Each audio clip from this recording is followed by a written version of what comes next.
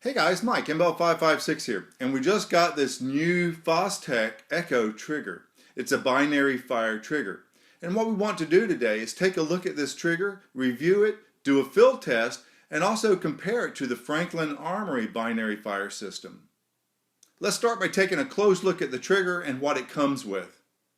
Here it is, the new Fostech Echo binary trigger. These are the parts that it comes with.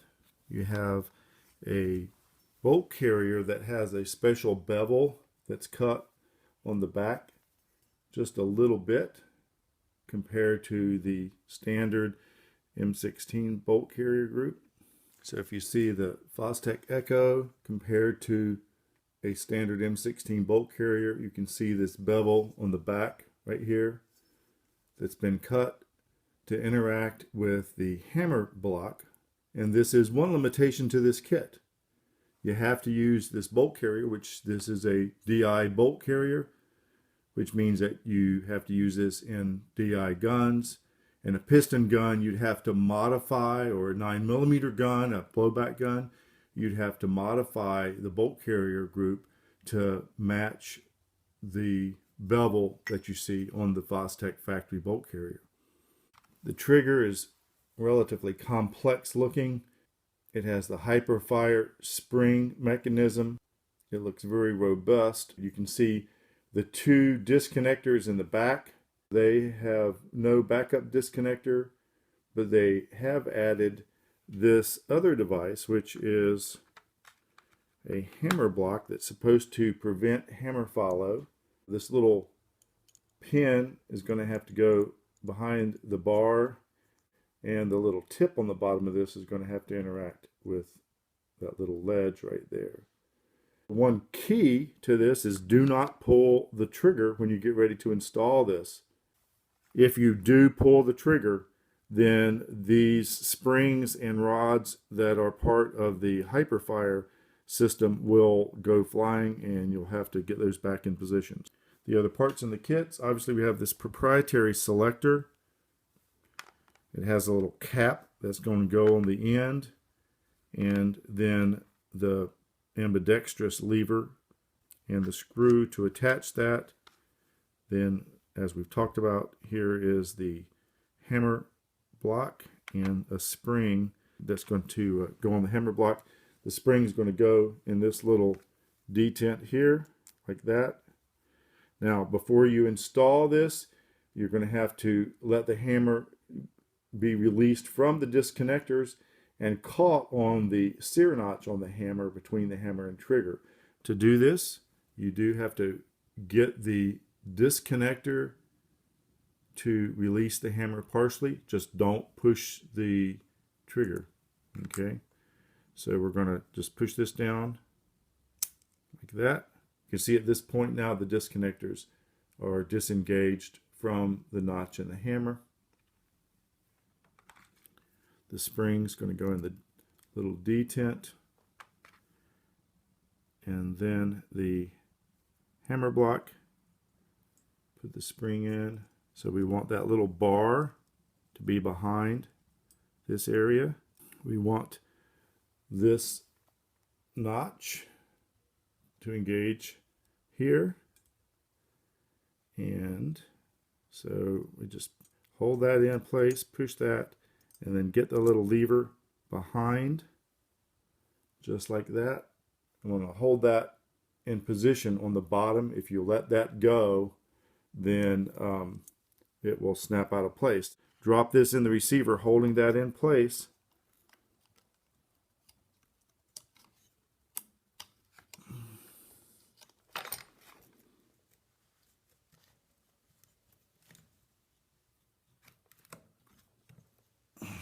This is tight. Well, I wasn't able to install this new trigger in my short-barreled registered receiver.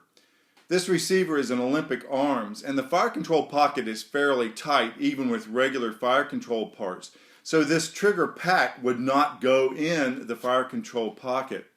So I ended up just putting this Fostech trigger in a Spikes Tactical Lower. Now this trigger has a little nuance that I'd like to take a look at and review before we take this trigger out in the field and field test it. Here's the trigger installed in my Spikes Tactical lower. Now I did install some anti-walk pins. Some folks have said they've had problems with the hammer and trigger pins walking. There are two little nuances that I would like to talk about when you go to use this. The first has to do with just installing the upper. The technique, you have this little hammer block here. You have to make sure that the hammer is dropped. Once the hammer is dropped, push the hammer block forward and then depress the trigger and it will hold that hammer block. And this is the only way that you can get the upper to go onto the lower. If you try it without doing that, you won't be able to get that rear pin in place. The second nuance has to do with actually using this trigger in the field. And if you're going to be satisfied, you need to understand what you have to do. When you fire this weapon, okay, it's clear, and we have it on the binary mode. When you fire this weapon, you have to pull the trigger all the way rearward. So I'm going to pull the trigger and drop the hammer. Okay, now if I stop and don't pull the trigger all the way back, and we cycle the gun and release the trigger, nothing happens. So even though it's in binary mode, it did not fire because I did not pull the trigger all the way back. And the interesting thing is now I'm going to pull, the hammer's cocked, right? I'm going to pull the trigger. Wow, nothing happens. Now, guess what? I'm going to release the trigger and the gun goes off. So this can be very disconcerting out in the field if you don't understand. One parameter I'd like to talk about is the pull weight. I did check the pull weight on this Echo trigger. The Echo trigger has a pull weight of 5.5 pounds, both in the semi mode and in the binary mode. The Fostech trigger pull weight was about 8 pounds, both in the semi mode and in the binary mode. So now all that's left is to get out and field test this Echo trigger and compare the results to what we saw with the Franklin Armory trigger. Right at Bullet Creek, we have the Fostech Echo and we have the Franklin Arms binary fire system. We're going to start out with Wolf ammunition. That's the ammunition that actually ran the smoothest and best using the Franklin Armory BFS system. So let's use that. I'm going to just do a couple of semi-automatic fires first.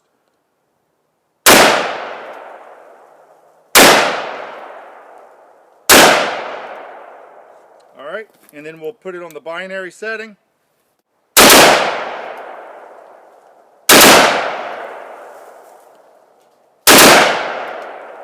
Okay, let's try to do a little run and see how it feels. I think that erratic firing is just from the trigger not getting all the way back. Let's try it again. Yep. Okay, so what happened is it did not fire when I pulled the trigger, and then it fired when I released. It should be reset now.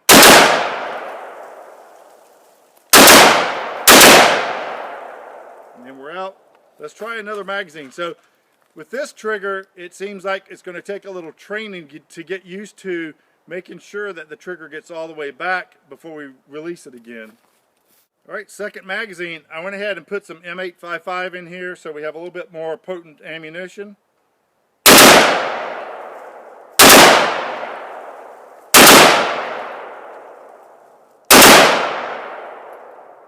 Try to get a little run.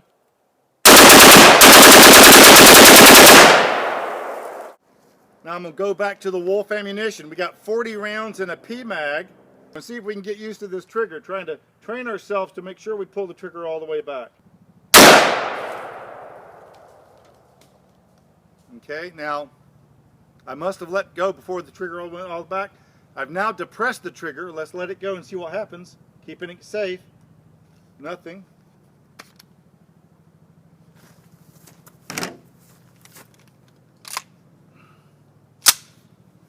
So here I think we have just, it looks like a normal primer strike. So maybe this is just a dud round. Let's try to finish up that magazine.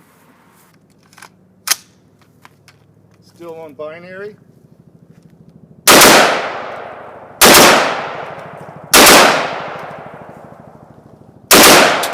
So it's very, very comfortable and very easy with your control pairs.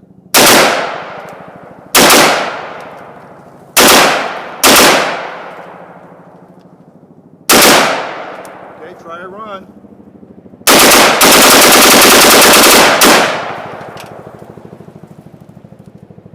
And then that one erratic period, well, I think that was one of those instances where I pulled and released, it didn't fire. I pulled, it didn't fire, and it released. So there's actually two actions of the trigger that's causing that little delay before it picks right up.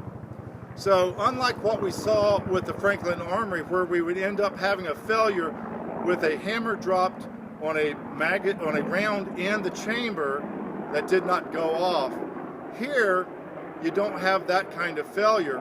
But if you don't pull the trigger all the way back, it's going to skip a beat, and you're going to have to actually move the trigger twice. Release it, pull it, and then after those two movements on that second release, it'll go off. So we have to just see if we can train ourselves to try to avoid that kind of issue with this and get smooth strings of fire.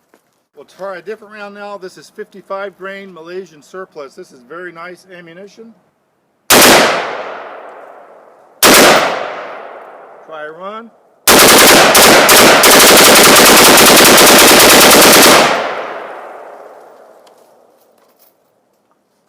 Okay, and there again, the same kind of thing.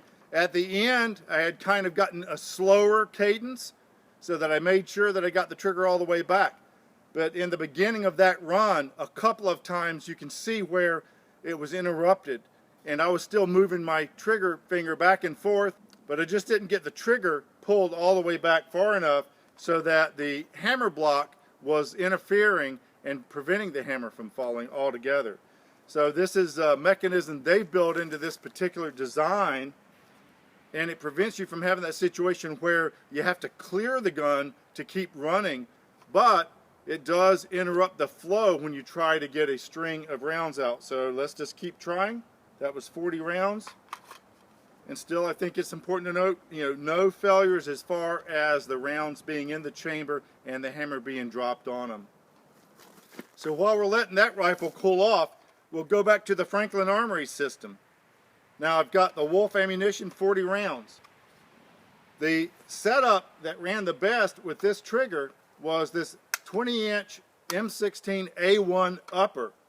It actually has a standard full auto bolt carrier, and we used a standard weight buffer, but we used the extra power red spring, and we found that this was the setup that ran the smoothest.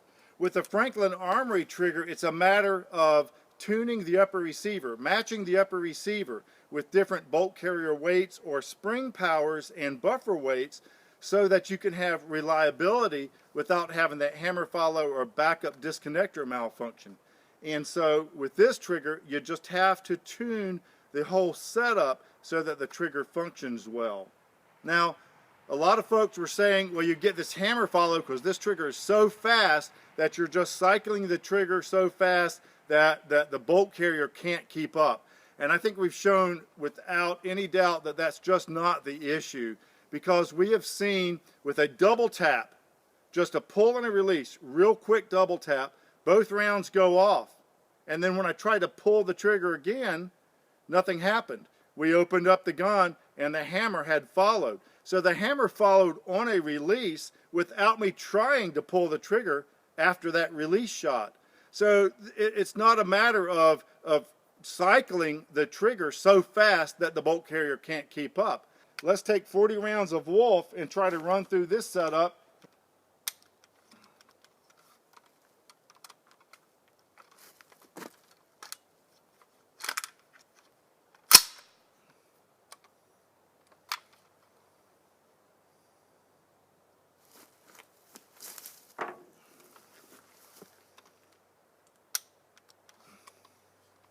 Okay, nothing's working. Well, we had to stop and go back to the shop. When I had taken this 20-inch rifle upper receiver off of the lower that has the Franklin Armory trigger system in it, put it back on its original lower receiver, and I also changed the bolt carrier group and forgot about that. And so there's one thing that we need to mention. If you have the Franklin Armory system, I had this semi-automatic exposed fire and pin bolt carrier put back in the upper receiver. The hammer in the Franklin Armory is wider than this channel that's cut. So if you have a Franklin Armory trigger, you can't use this exposed firing pin type of bolt carrier. So just a little something to remember. Now that we've got the full auto bolt carrier back in, let's see how this Franklin Armory trigger compares.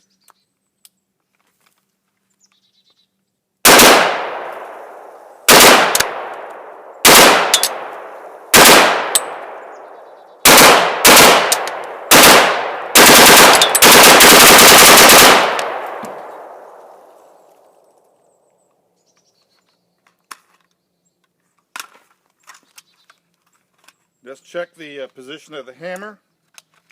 Okay, the hammer did drop. Now the question is there a round? Yep. I put that round that didn't go off back in the chamber, and so we're going to put it on semi-automatic first and just make sure the round is good. And we have a dud round. We're going to go back to M193 55 grain ball with the Franklin Armory trigger.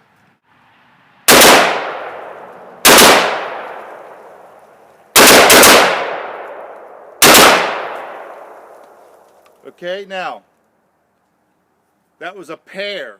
All right, so we went boom boom, and that was on the release, and on the release we now have a failure. So when I go back to pull again, nothing happens. All right, so let's take the magazine out and check the condition of the gun. I'll try to put it on safe, and I can't put it on safe. So that's an indication that the hammer has dropped. So now we had hammer follow on the release. And one of the arguments about hammer follow occurring with this Franklin Armory trigger is that it's just, it's such a fast trigger that you can outrun the cycle of the bolt. And we have shown clearly that that's just not the case. And once again, this is an occurrence that demonstrates that. I was shooting double taps, boom, boom, fire, fire on release, and I stopped. So I wasn't trying to pull the trigger fast. And so even though it fired on the release, it cycled and the hammer did not stay back without me trying to pull the trigger at all. So I certainly wasn't pulling the trigger too fast. Let's see if that makes sense now. So let's just check and confirm that the hammer is back. It has dropped. Okay, so the hammer is dropped. And the real problem is that you have to clear the gun because we have a hammer follow with a light primer strike. So I'll put that round back in, and this was the combination that was really running really good. It's a little chilly, maybe it's just a little cold this morning. Let's try to get it warmed up. So we're going to charge the gun again, put it back on binary.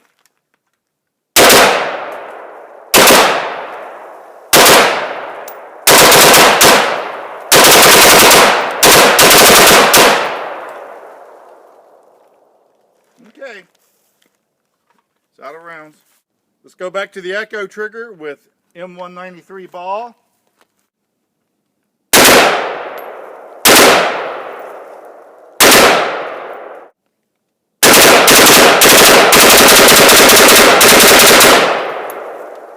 All right, now, once again, I'm going to have to train myself. When we had those hesitations, I just wasn't pulling the trigger all the way back. And then that means that it didn't fire on the release, it didn't fire on the pull, but it fired on the following release. And so you get those gaps in those runs. The difference is with this hammer block that we're not getting hammer follow at all. And that's a big difference. So with double taps, it's very smooth. And with runs, if you want to just see if you can get a run, you're really going to have to train yourself to get that trigger all the way back. And what I think we're going to find is really a slow, steady pace rather than trying to get like 900 rounds a minute or 700 rounds a minute will probably work. So let's try that. I'm going to purposely just try to do a nice full pull, steady pace and see if we can just get through a magazine without any of those interruptions because we didn't pull the trigger all the way rearward. We're going to give the Wolf one more try with the Echo trigger.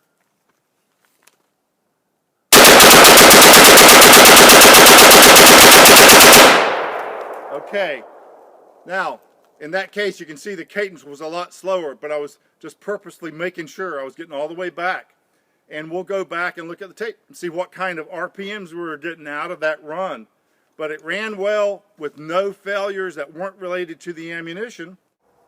So with that last run, we had no failures and we had no interruptions in the cadence. Every time we pulled and every time we released, we got a fire. So let's try that now with a full magazine and see if we can get through. This is Wolf, so hopefully we won't have any ammunition failures. But let's just see how we do with the cadence again.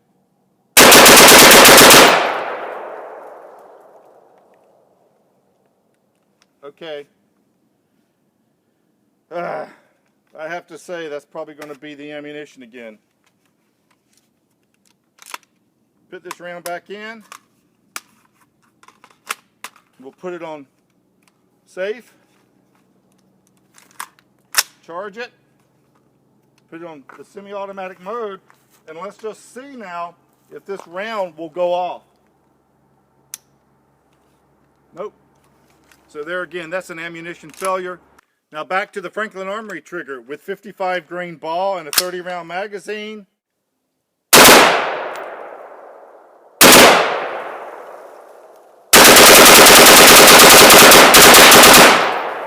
Okay, 30 rounds. Now the Echo trigger with 62 grain ball.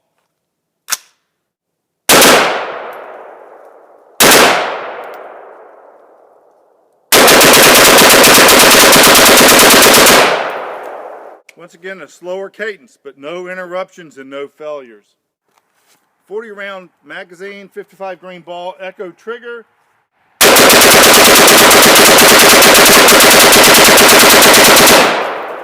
40 rounds. No failures, no interruptions.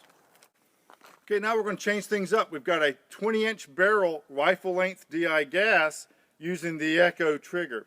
So let's see if this is sensitive now to changing the length of the gas system and the length of the barrel.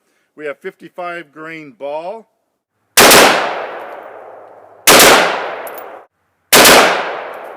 Okay, now a slow steady run.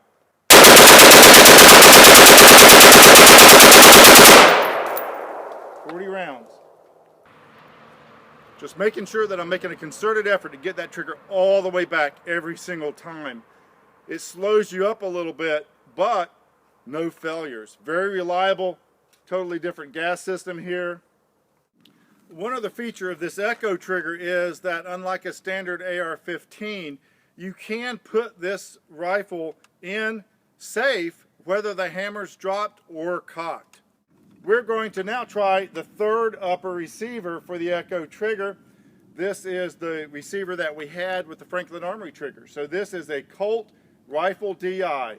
So even though it's still a rifle DI, it's a different manufacturer for the barrel and a different barrel weight and probably even a different gas port size. So we'll throw another upper on this and see how the trigger functions.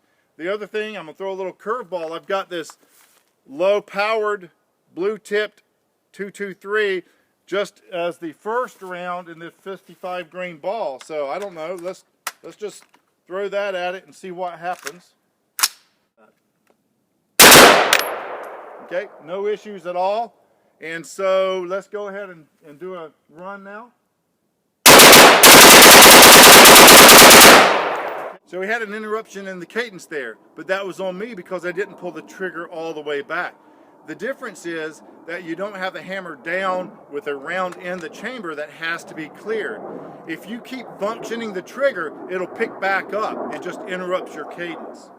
So far, no failures not related to the ammunition with the Echo trigger.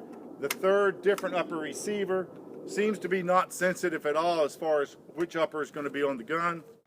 Now the Echo with 55 grain ball and the 60 round Magpul drum with the Colt A1 upper. We'll do several control pairs and then short runs and just see if we have any issues.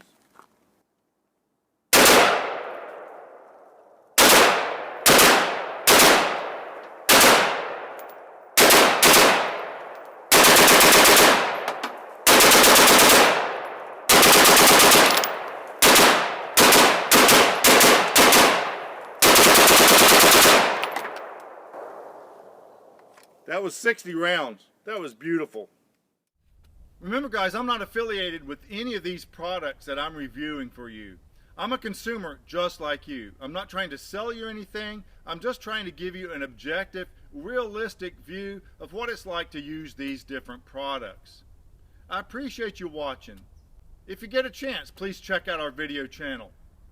So what conclusions can we draw from today's experience? I think it's pretty clear cut that the Echo trigger offers considerable reliability compared to previous binary triggers.